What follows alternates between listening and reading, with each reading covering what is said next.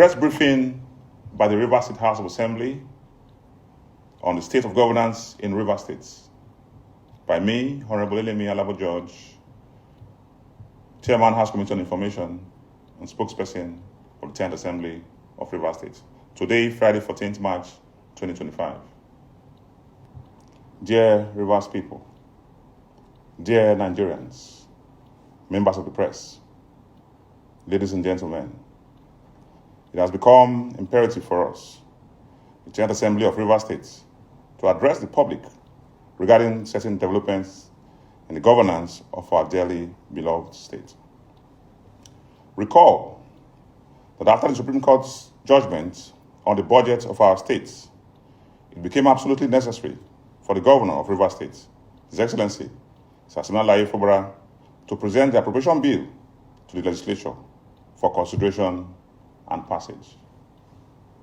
Also recall that immediately after the judgment, this House wrote to the governor, calling on him to immediately present the budget for speedy consideration. It was our hope that by the 15th of March 2025, we would have concluded the process of passing the appropriation bill into law, so as to give us enough time to approach the federal government to release funds meant for our state, which have been seized by the judgments of the Supreme Court. This we did in the interest of our dear state and in pursuit of peace, recognizing that no government can function optimally without a harmonious coexistence between the executive and the legislature. This letter was rejected, and the staff of the House of Assembly who attempted to deliver the mails were brutalized at the gates of the government house and sent back. Undeterred by this, the House resorted to use the courier service to deliver the mail. The governor did not heed to our call, nor did he demonstrate any intention to. Ladies and gentlemen, recall again that the judgment of the Supreme Court invalidated the appointment of most of the commissioners in the states. To bridge this gap and to avoid a vacuum, the House immediately wrote to the governor to submit the list of commissioners for immediate screening. Our letter was again rejected at the government house, and we once again resorted to deliver the mail through a courier service. Rather than heed our call, the governor instructed them to go to court against us, which they have now done. The governor went further to instruct all ministries, agencies, and departments of government not to receive any correspondence from the Rivers State House of Assembly, nor communicate with us in any manner. Last week, we were told that on his way to Ogoni for a program, the governor made a stopover at the gate of the House of Assembly quarters to grant an interview to the press. In that interview, he claimed that he had sent a letter to the House of Assembly indicating his intention to visit and present the appropriation bill, a claim we found rather astonishing, as no such letter was received by the House of Assembly. His aides later alleged that they forwarded a letter through WhatsApp to some members of the House, which was also awkward, unprofessional, and embarrassing. As I speak, the social media space is awash with stories about a purported letter from the governor to the House of Assembly expressing his intention to visit the House to present the appropriation bill for the year 2025. Nothing can be further from the truth. We wish to state categorically that there is no such letter before the House of Assembly nor any of its staff. We challenge the governor and his aides to produce an acknowledgement copy of such a letter or any evidence that such a letter was sent or received by the House of Assembly. It is absolutely untrue and unfortunate. The general public must, as a matter of importance, ignore such a claim.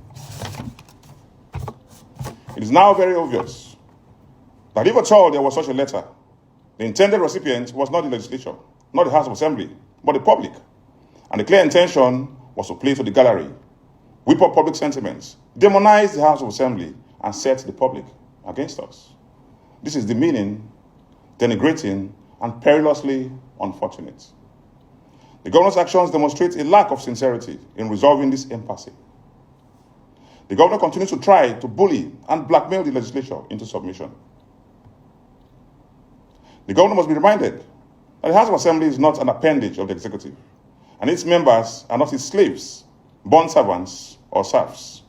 We are an independent arm of government in line with the principles of horizontal separation of powers as expressed in the Constitution, Section 4, Section 5, and Section 6.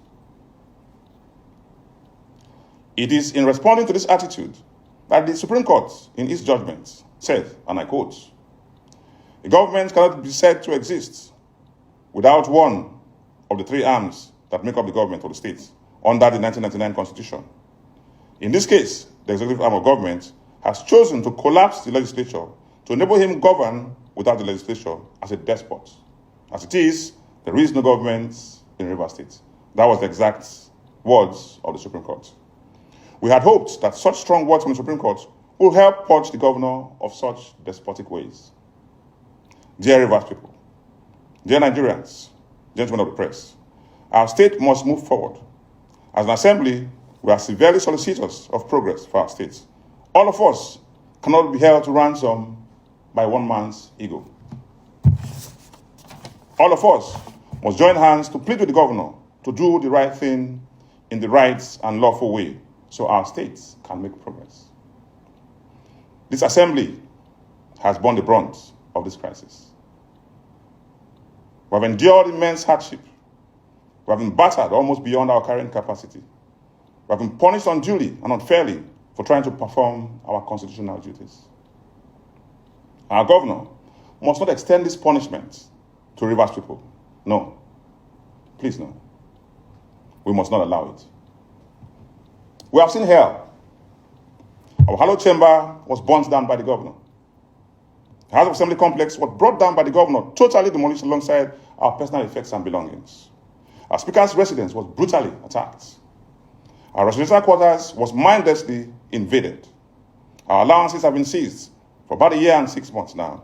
We still continue to suffer. Yet, we are resolved to put all this behind us in the interest of our state so that our states can move forward. We cannot afford to punish our people because of our ego and personal interests. Ladies and gentlemen, we have aged pensioners who must receive their pensions. We have our teachers in public schools who we depend on for our children to be educated. They must be paid their salaries. We have government hospitals and health centers which our people depend on for discounted and affordable medical services. We have public schools which depend on public funds for their daily running. The governor is toying with the lives and livelihoods of Rivers people.